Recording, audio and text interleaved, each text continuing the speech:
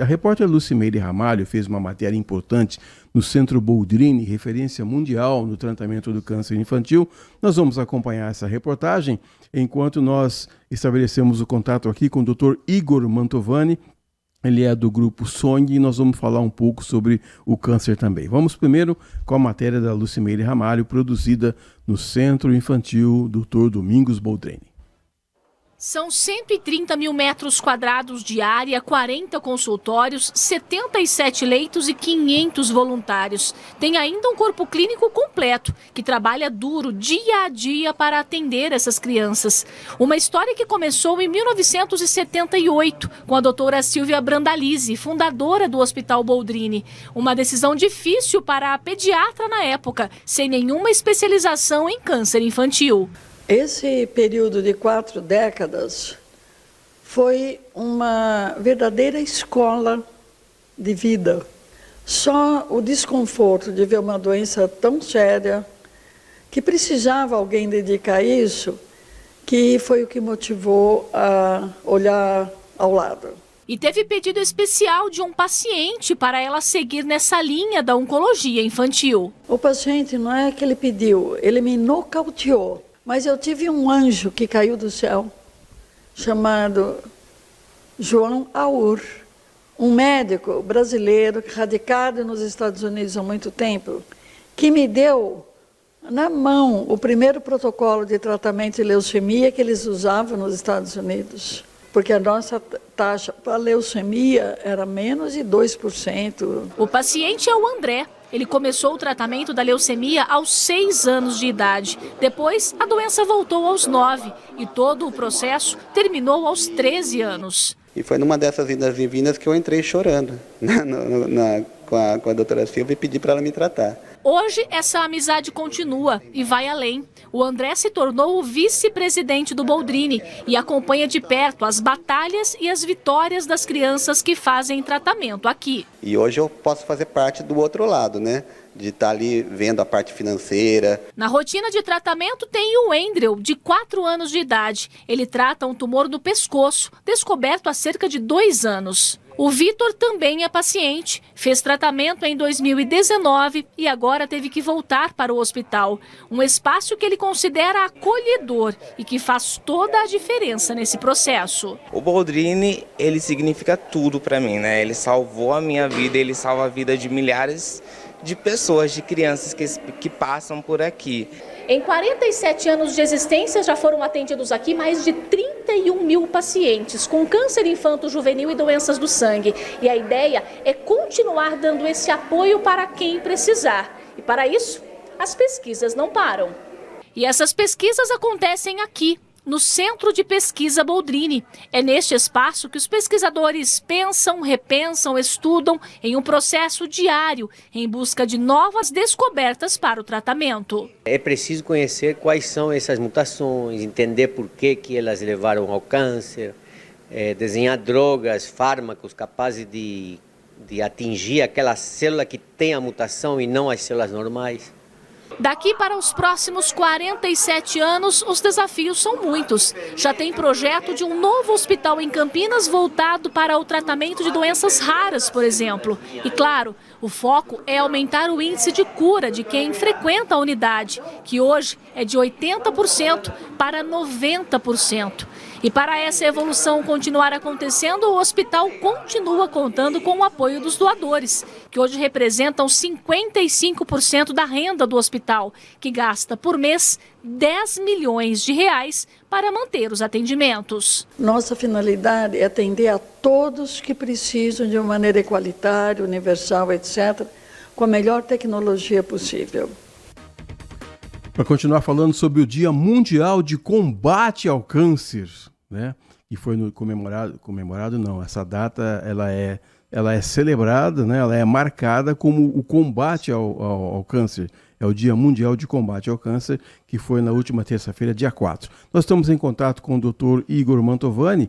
Ele é um grande profissional do Grupo Sonhe, Oncologia e Hematologia.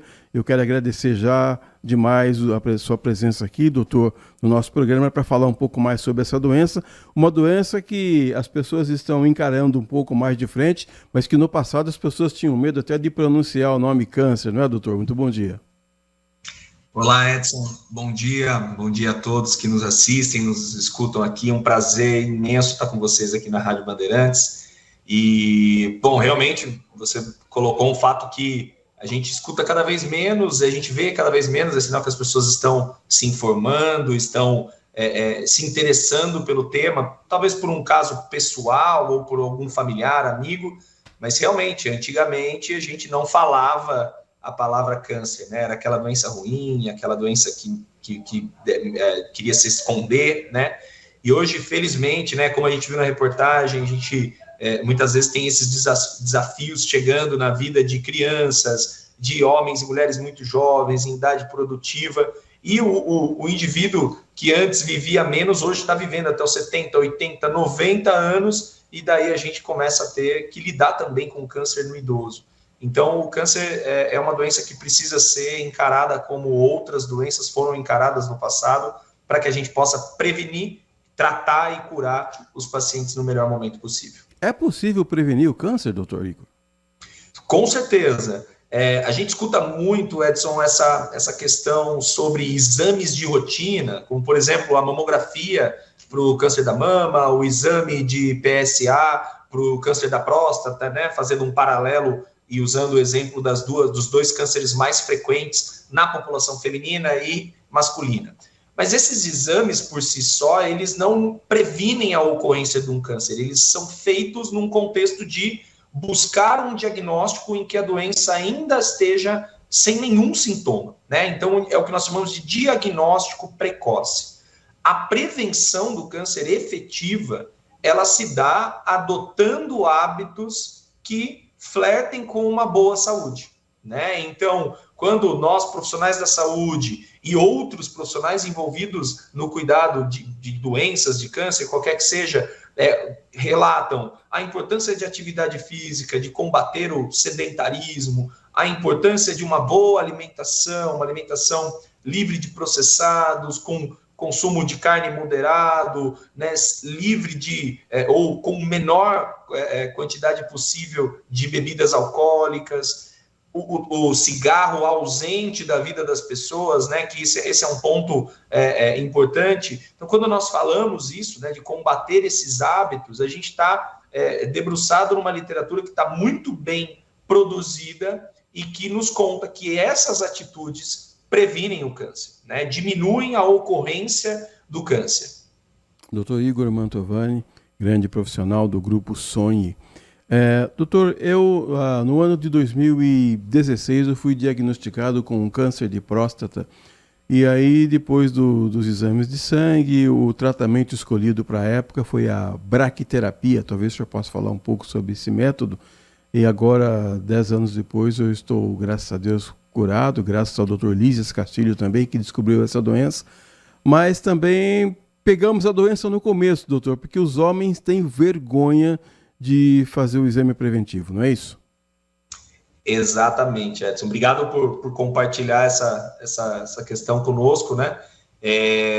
Fico contente, né, do desfecho ter sido um desfecho favorável. A grande maioria, felizmente, né, Edson, para os homens que nos escutam aqui, a grande maioria dos casos de próstata acabam sendo diagnosticados no contexto inicial, né? E daí a gente pode adotar por modalidades de tratamentos menos invasivas. O senhor fez um tratamento baseado numa radioterapia localizada, que é a chamada bracterapia, né, a implantação de sementes de radioterapia naquela região da próstata.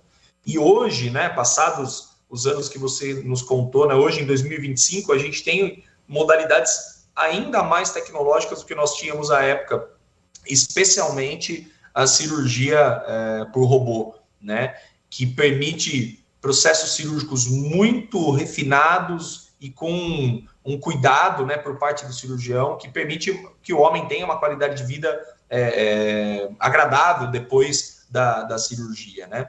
Isso que você colocou dos homens não terem a rotina de exames periódicos, né? Essa é uma realidade, né? As mulheres são mais regradas nesse sentido, talvez porque passam mais pelo médico ao longo da vida, no contexto das rotinas ginecológicas, durante a gestação, assumem, né, muitas vezes a função de cuidadora da casa, né, de cuidar dos filhos, de cuidar do marido. A mulher tem essa função, ou puxou essa função para si, né, e a gente agradece muito por elas cuidarem muito bem das nossas casas, dos nossos filhos, né. Então, o homem realmente precisa ficar atento. Mas acho que a mensagem é global, né, essa mensagem do dia 4 agora que passou, do combate ao câncer, ela é para todos. Ela é para o homem e para a mulher, seja na faixa etária jovem, adulta, no idoso, atenção à saúde das crianças, né, que é extremamente importante. É raro, mas existem casos, né, de cânceres infantis, então a gente precisa estar preparado para lidar com a doença do câncer em qualquer faixa etária, independente do gênero, né? E que bom que o diagnóstico deixou de ser praticamente uma sentença de morte, né, doutor? O senhor citou aí alguns comportamentos, como não fumar, como evitar o uso do álcool. Atividade física regular também, imagino que seja importante, o consumo de frutas e verduras. Dá umas dicas para nós aí, doutor Igor. Não, perfeito. Talvez sejam conselhos, dicas, né, que a gente muitas vezes escuta, e às vezes eu falo para os meus pacientes assim, ó, não é balela do médico, tá? A gente não está enganando, né? Porque às vezes em alguma consulta o paciente acha que vai sair com algum exame muito tecnológico, alguma medicação extremamente cara e tecnológica, dizendo que isso é o melhor que o médico pode me dar. Mas o melhor que a gente pode fazer mesmo por nós, pensando em prevenção, é exatamente isso como você falou. Talvez eu não tenha mencionado na fala anterior, mas a atividade física é imprescindível, já não é mais uma questão de hobby, de desestressar, é uma questão necessária para que a gente consiga preservar a nossa saúde e envelhecer com qualidade. Todos nós queremos envelhecer com qualidade, com mobilidade, com força motora, né, e com independência, né? O exercício físico trabalha muito isso, né? Você ter uma musculatura e uma estrutura corpórea que lhe permita ser independente nas adversidades que a idade trouxer, né? Seja no jovem que tem alguma doença que precise de um bom estado físico, seja no paciente mais idoso, ou assim, em qualquer idade que seja, acima dos 60, 70, 80, que vai passar por algum desafio de saúde, seja câncer ou não. A alimentação é um ponto muito sensível. A gente tem hoje, a gente abre muito mais pacote do que a gente descasca frutas, né? Verdade. Então é muito mais fácil abrir um pacote de salgadinho, comprar alguma coisa já pré-preparada, pré-feita, com agilidade por causa do nosso tempo escasso e corrido. Mas, de fato, buscar o consumo de frutas, minimizar o consumo de processados, de embutidos, de refrigerantes, né? Tudo que é muito ou ultraprocessado, extremamente industrializado, realmente pode trazer algo deletério para a nossa saúde. O cigarro, Edson, eu acho que tanto o cigarro convencional como o cigarro eletrônico é um ponto que a gente já há muito tempo entendeu a função dele no causar câncer. Câncer de cabeça e pescoço, de região de boca, o câncer de pulmão, o câncer da mama, o câncer de outros aparelhos. Então, o cigarro eu digo que a gente está vencendo já essa contraprova disso. Mas eu fumo pouco, eu fumo de vez em quando, eu uso cigarro eletrônico. Acho que não há argumentos para convencer. Eu sou oncologista, então vai ser difícil, mas não há argumento nenhum para convencer algum paciente, indivíduo a se manter com esse hábito. E a gente já tem políticas e estratégias de medicamentos, de apoio emocional, psicossocial, para combater o tabagismo.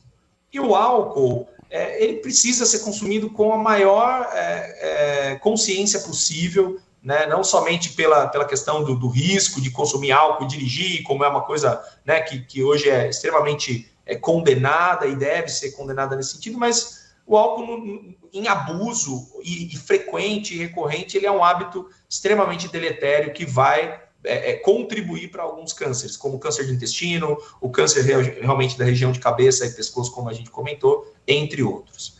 Acho que são essas as dicas que a gente escuta muitas vezes e quer passar à frente e que são tão valiosas, ou eu diria até mais valiosas do que uma prescrição de um remédio ou um exame de alto padrão, de alto custo. Acho que adotar esses hábitos e dicas faz muito mais sentido pensando em prevenção.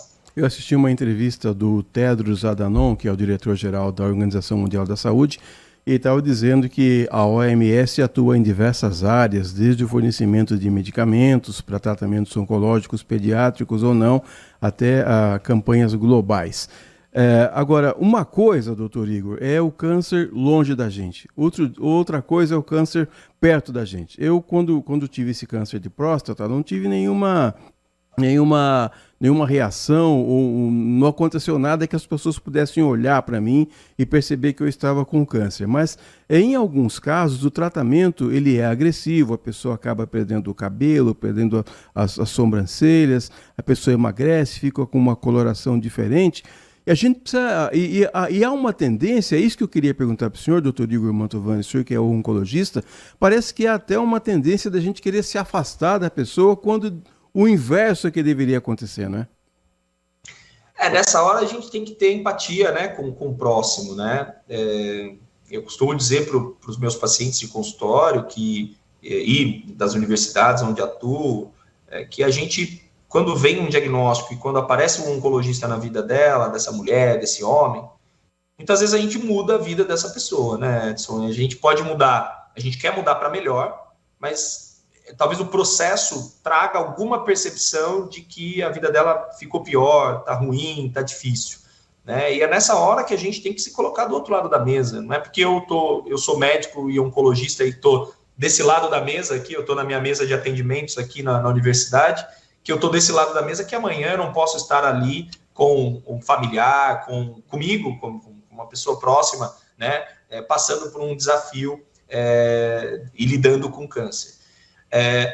Um ponto importante é que a grande maioria dos casos hoje, né, de pacientes até mesmo com doenças avançadas, não necessariamente o paciente vai adotar essa visão, essa característica de estar doente, né, ou de se sentir doente com a perda capilar e tudo mais.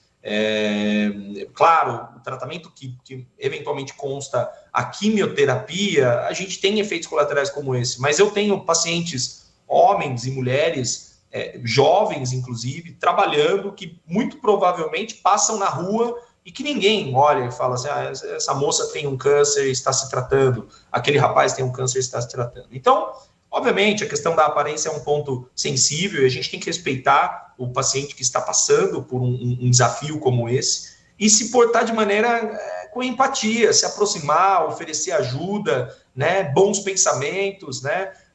A gente escuta muito algumas coisas sobre o que não falar, né, para o paciente com câncer, né? Então, assim, ter o cuidado de que qualquer palavra, né, e qualquer relato de um amigo, de um fulano que tenha tido algum problema, às vezes faz com que a pessoa se sinta dessa maneira, né? Então a gente tem que tomar esse cuidado e agir com empatia e com carinho com as pessoas que estão passando por algum desafio e entender que nós estamos sujeitos a tudo isso. A gente, né, eu como homem, vou envelhecer, eu posso futuramente ter câncer da próstata, as mulheres próximas de mim, minha esposa, mãe, familiares, podem envelhecer e ter câncer da mama, podem ter câncer da mama em idade jovem. A gente tem que ter empatia para cuidar do outro, do próximo, né? Acho que falta um pouco disso nas relações entre pessoas, né? Não só na relação entre pacientes e outros indivíduos, nas relações entre pessoas, né, Edson? Para terminar, doutor, eu queria que o senhor também desse um recado aqui, porque outro dia eu estava lendo, até conversando com o doutor Lísias Castilho, que eu acabei citando aqui, ele tocou num ponto interessante. É bom a gente falar sempre disso, também sempre alertar, é bom que aconteçam essas campanhas, que a gente possa falar disso livremente. Pessoas trans também, homens, também precisam fazer o exame preventivo de câncer de próstata, não é, doutor? Exato, né? Então, num contexto de mudança de gênero, né, em que o órgão se persista, a próstata, né, no caso do indivíduo de sexo biológico masculino, a mama, no caso do indivíduo de sexo biológico feminino, também precisa ser monitorada.